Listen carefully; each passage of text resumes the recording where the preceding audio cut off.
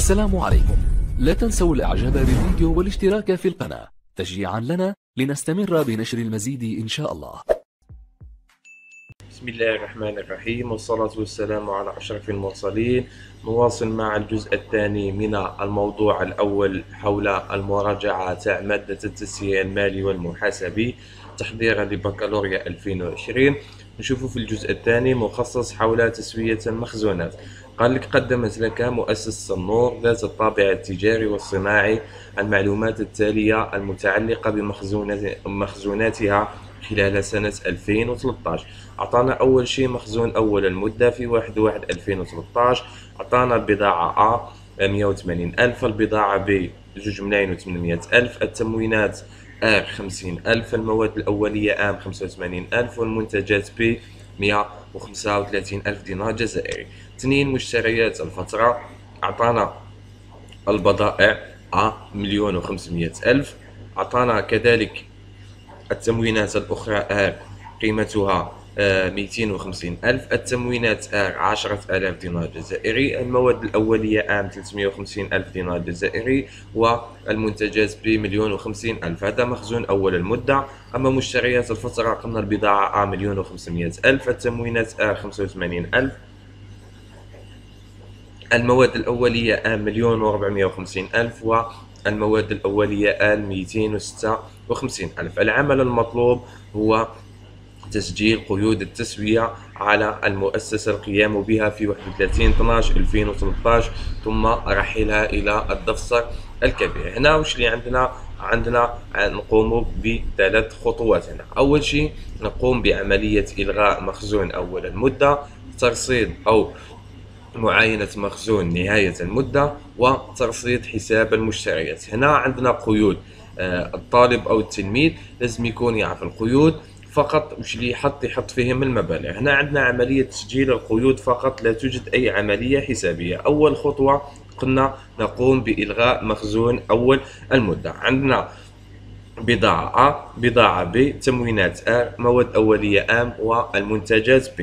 نقوم بعملية إلغاء مخزون أول المدة وفق القيود التالية. عندنا أول قيد، عندنا التاريخ 31/12 من سنة 2013، يكون من حساب 603 تغيرات المخزونات إلى حساب 30. هنا عندنا نوعين من البضاعة، بضاعة A وبضاعة B. نحطوا مجموع المبلغين، يعني 180,000 زائد 2,800,000 نلقاوها 2,980,000 مع حساب 31 اللي هي المواد الأولية عندنا واللوازم. عندنا هنا فقط عام مبلغها 85,000، وحساب كذلك 32 اللي هي التموينات الأخرى R قيمتها 50,000. تغيرات المخزونات نحطوا مجموع المبالغ اللي هي 2,980,000 نزيدوا لها 85,000 زائد 50,000 نلقاوها 3,000,000 عفوا و880,000. نقولوا له إلغاء مخزون أول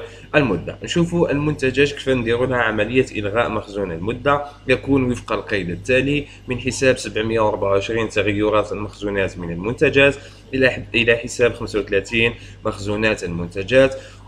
عندنا نوع فقط من المنتجات B قيمتها 135,000 دينار جزائري. تقول له إلغاء مخزون أول المدة للمنتج B.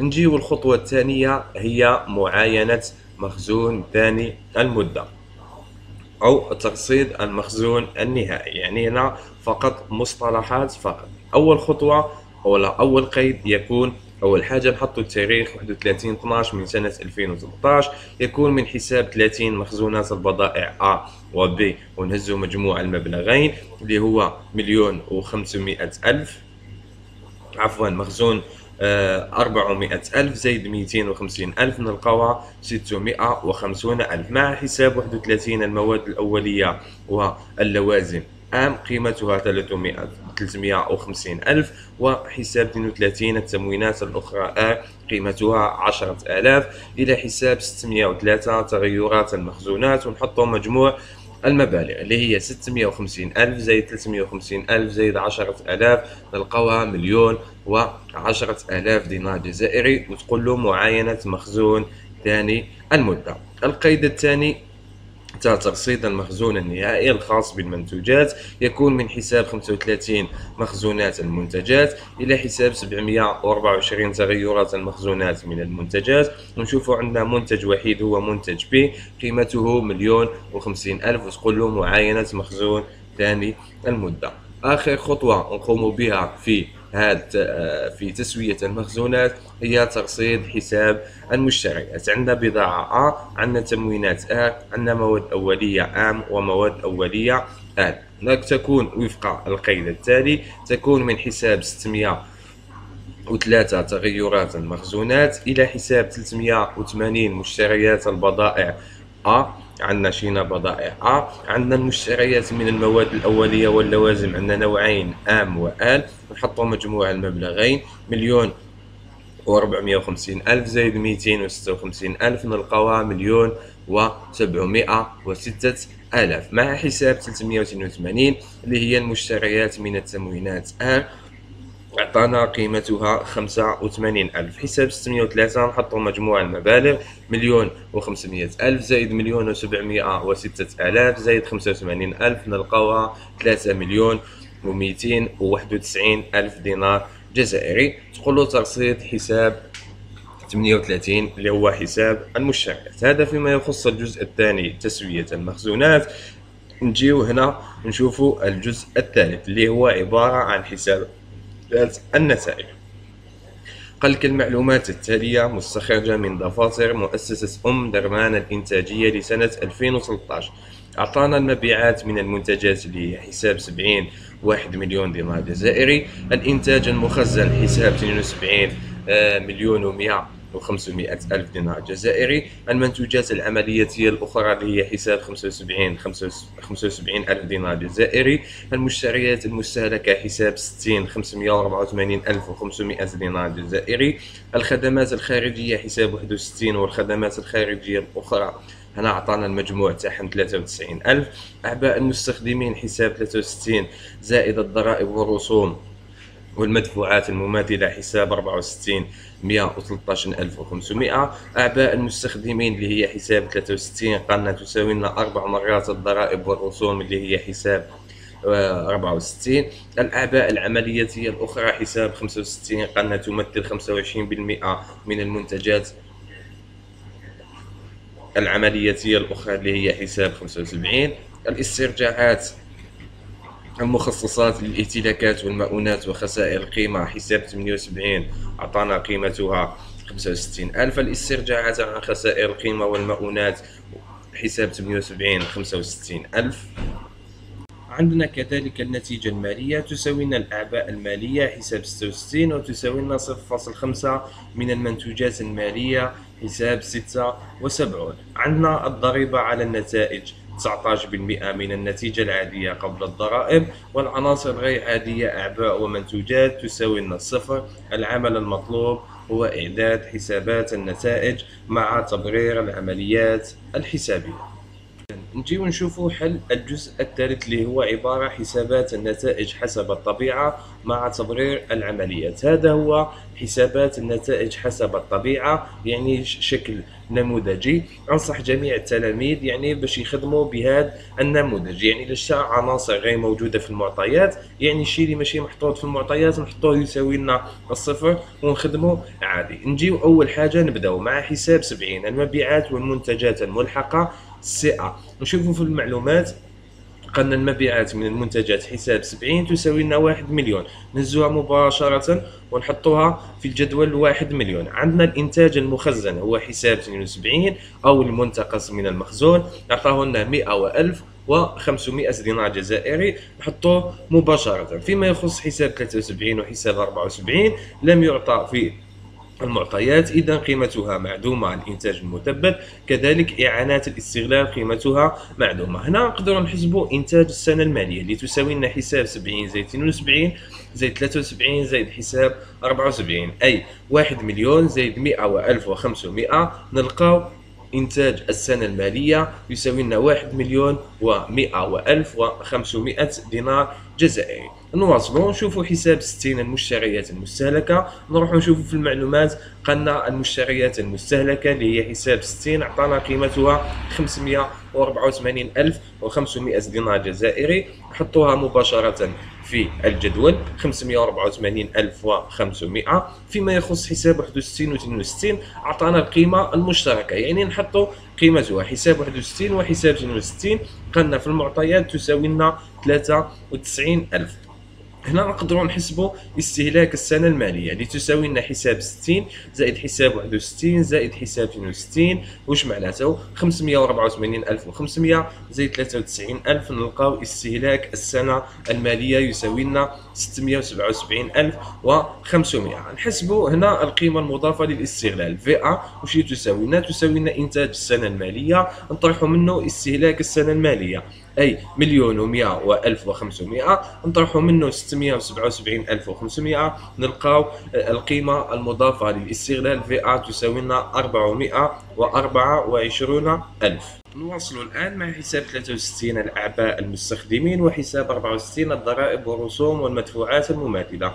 نروح نشوفوا في المعلومات الجربية قلنا أعباء المستخدمين حساب 63 لما نزيدوا لها حساب 64 تساوي لنا 113,500. هنا عندنا مجهولين، يعني لما هنا الفكرة لما يكونوا عندنا مجهولين الإنسان التلميذ ولا الطالب يخمم كيفاش يدير جملة معادلتين انطلاقا من المعطيات. أيضا مش اللي قلنا حساب 63 يساوي لنا 4 مرات حساب 64 اللي هي الضرائب والرسوم. هنا نديروا جملة معادلتين ونحلوا ونستخرجوا حساب 63 وحساب 64. أول معادلة قلنا حساب 63 اللي هي أعباء المستخدمين لما نزيدوا لها حساب 64 اللي هي الضرائب والرسوم المجموع تاعها 113,500. هذه نحطوها معادلة رقم 1.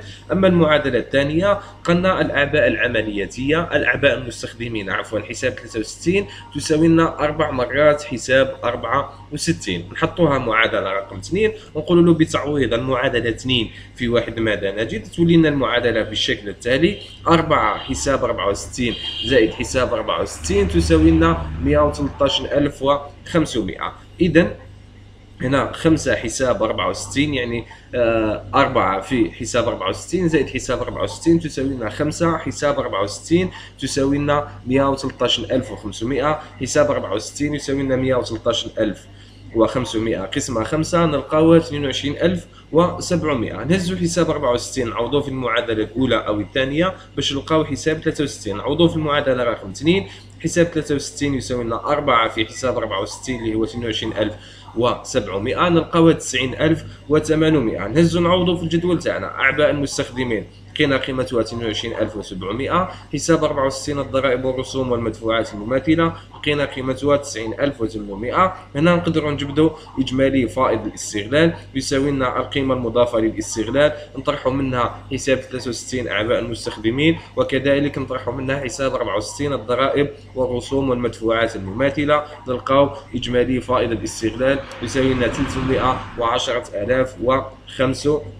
نجيو نواصلوا مع حساب 65 المنتوجات العملياتية الأخرى. عطانا قيمتها في المعلومات قلنا قيمتها 75,000 نحطوها مباشرة في الجدول. حساب 78 كذلك عطاونا قلنا استرجاعات على خسائر القيمة والمؤونات قيمتها كذلك تساوي لنا هنا حساب 78 قيمته 65,000 نحطوه مباشرة. فيما يخص حساب 65 وش اللي قلنا عليه؟ حساب 65 يمثل 25% من المنتوجات العملياتية الأخرى اللي هي حساب 75. إذا حساب 65 يمثل لنا 25% من حساب 75. حساب 75 عندنا إذا حساب 65 يساوي لنا 25% ضرب 75 نلقاوها 18,750. فيما يخص حساب 68 كذلك معطى حساب 65 عطانا القيمة تاعو قلنا المخصصات للائتلاكات والمؤونات تساوي لنا كذلك 65,000. نجيو النتيجة العملياتية الأخرى تساوي لنا إجمالي فائض الاستغلال اللي هو 310,500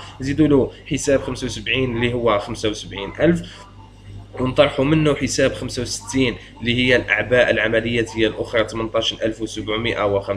ونطرحوا منه كذلك حساب 65000، ونزيدوا له حساب 78 اللي هو مخصص استرجاعات عن خسائر القيمة والمؤونات. نلقاو النتيجة العملياتية تساوي لنا 331750. نواصل مع باقي الحسابات. عندنا النتيجة العادية قبل الضرائب ماذا تساوي لنا؟ اللي هي رقم 7 تساوي لنا النتيجة العملياتية، نزيد لها النتيجة المالية. النتيجة المالية ماذا تساوي لنا؟ تساوي لنا النتيجة العادية قبل الضرائب، نطرحوا منها النتيجة العملياتية وتساوي لنا 450000، نطرحوا منها 331750 نلقاوها 118250. نسجلوا في الجدول النتيجة العادية قبل الضرائب 450000، عندنا النتيجة المالية 118250. في المعلومات المستخرجة واش اللي قالنا النتيجة المالية تساوي لنا الأعباء المالية، إذا النتيجة المالية تساوي لنا حساب 66 وتساوي لنا 118250. أما النتيجة المالية أيضا ماذا تساوي لنا؟ تساوي لنا 0.5 من المنتوجات المالية اللي هي حساب 67. إذا حساب 67 يساوي لنا النتيجة المالية نقسموها على 0.5، 118250 قسمة 0.5 نلقاوها 236500. نجيو حساب 69 الضرائب على الأرباح، هنا عطانا الضريبة 19%، نهزو النتيجة العادية قبل الضرائب 450000 نضربوها في 0.19 نلقاو النتيجة 85500. هنا فيما يخص مجموع منتوجات الأنشطة العادية كيفاش نحسبوها؟ نهزو حسابات 70، يعني مثلا 70 72 73 74 حساب 75 حساب 78 حساب 76 حساب ونحطوا المجموع هنا. فيما يخص مجموع أعباء الأنشطة العادية أرقام الحسابات 6 من حساب 60 61 62 63 64 65 68 66 ونحطوا المجموع هنا. هذه وكيفاش نحسبوها هنا؟ مثلا لما حسب المجاهيل الموجوده باش نلقاو النتيجه الصافيه للانشطه العاديه نحسبوا مجموع منتوجات الانشطه العاديه ومجموع الاعباء العاديه. عندنا طريقه خلاف باش نحسبوها، نهزوا النتيجه العاديه قبل الضرائب ونطرحوا منها الضريبه. النتيجة العادية قبل الضرائب 450000 نطرحوا منها الضريبة 85500 نلقاو النتيجة تاعنا الصافية للأنشطة العادية 36450. 77 حساب 77 معدوم وحساب 67 معدوم، إذا راح تكون النتيجة الغير عادية تساوي لنا أيضا معدومة، ومنه النتيجة الصافية للأنشطة العادية تساوي لنا صافي نتيجة السنة المالية. هنا نلقاوها أيضا الحساب تاعها 364500.